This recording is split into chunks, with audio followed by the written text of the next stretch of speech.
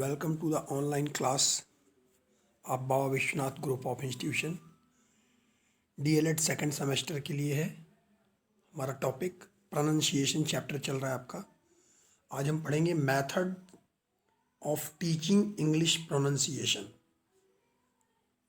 कौन सी विधियां होती हैं जिनके द्वारा हम इंग्लिश उच्चारण सीखते हैं या सिखाते हैं। Following methods are use to teach English pronunciation.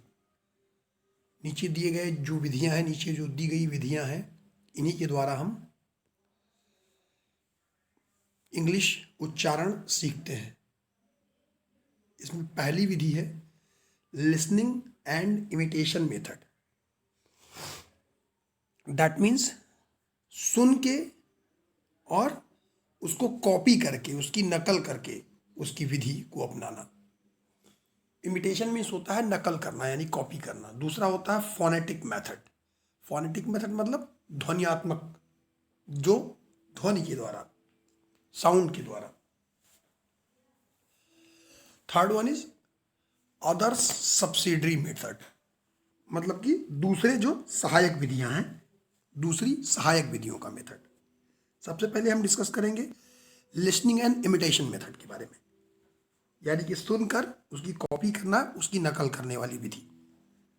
Listening plays very important role in the mental development of child.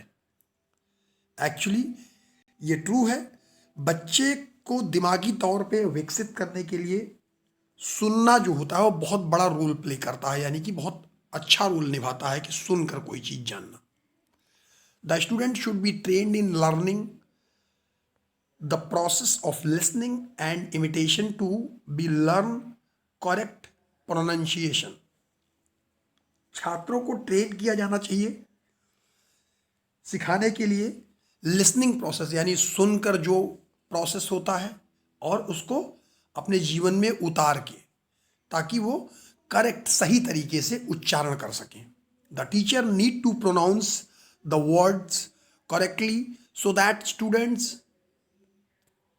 Gate it correct in their brains. Teacher को आवश्यकता होती है कि वर्ड्स का उच्चारण करेक्ट तरीके से करें, जिससे स्टूडेंट के माइंड में वो शब्द, वो उच्चारण अच्छी तरीके से, सही तरीके से आए।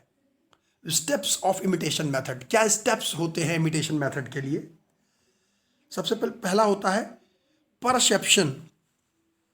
परसेप्शन मीन्स होता है अनुभूत करना, किसी चीज को अंदर से महसूस करना। The teacher rights the word of sentence on the black board and gives a model pronunciation.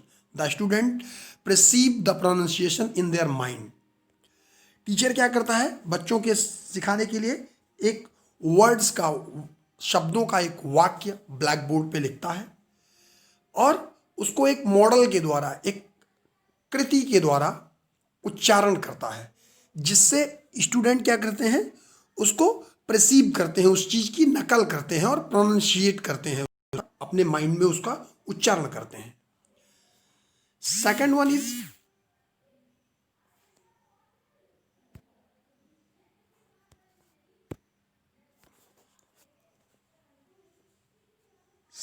Is sorry for interruption.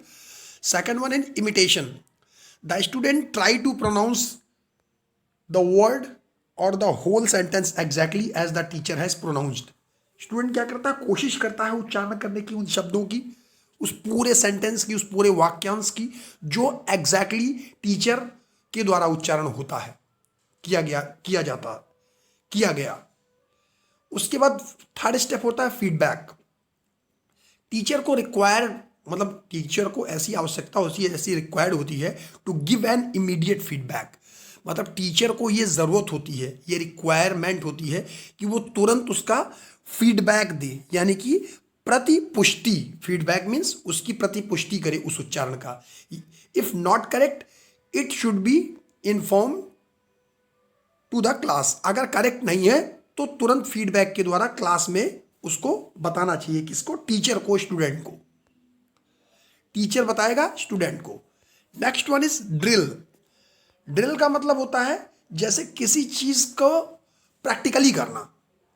Drill दो टाइप की होती है, ग्रुप ड्रिल या इंडिविजुअल ड्रिल।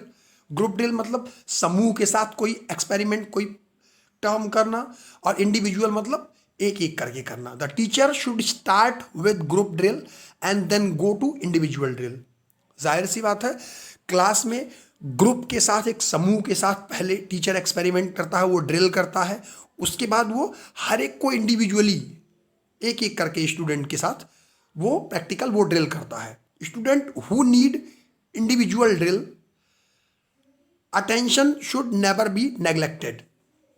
जिन स्टूडेंट को इंडिविजुअल ड्रिल की ज़रूरत होती है, इंडिविजुअल ड्रिल में क्या होता है कि अकेले ड्रिल करने में, यानी अकेले एक्सपेरिमेंट करने में स्टूडेंट को कभी भी अपने अटेंशन को नेग्लेक्ट नहीं करना चाहिए, यानी कि जो फोकस होगा, जो ध्यान होगा, उसको नेग्लेक्ट नहीं करना चाहिए।